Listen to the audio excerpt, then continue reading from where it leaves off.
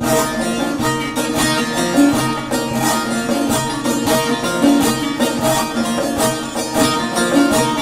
Muhammed Ali, yolun kuralı, yolumuza bağlı kalalım canlar. Şahmerdan Ali'ye ikrar verelim, huzurunda dara duralım canlar.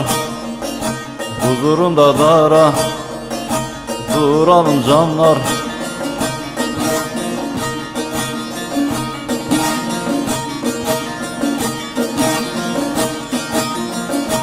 12 Mam 14 masum aşkına, üçler beşer yedi derin aşkına, 17 kemerbest kırklar aşkına, Ehli Beyt yoluna gidelim canlar.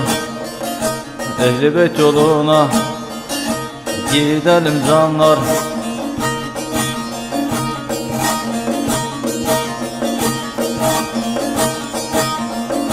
Bu Yusuf'un kurban Ali yoluna, Ali yoluna,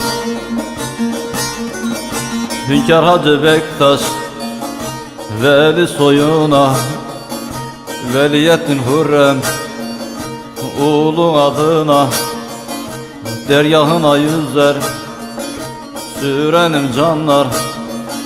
Deryahına yüzer sürenim canlar.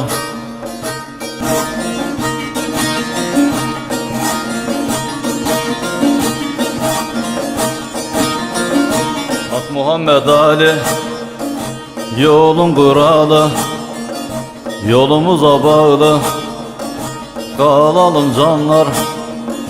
Şahmerdan Ali'ye ikrar verelim, huzurunda dara duralım canlar.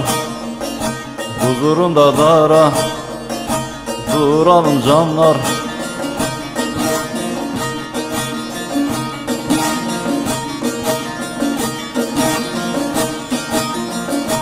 On 12 Mam 14 masum aşkına, üçler beşer yedi derin aşkına, 17 kemerbest kırklar aşkına, Ehli Beyt yoluna gidelim canlar.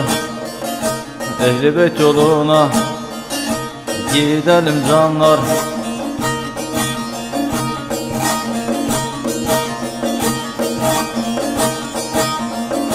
Bu Yusuf'un kurban Ali yoluna, Ali yoluna, Hünkar Hacı Bektaş Veli soyuna, Veliyetin Hürrem ulu adına, deryahına yüzer sürenim canlar. Deryahına yüzer sürenim canlar.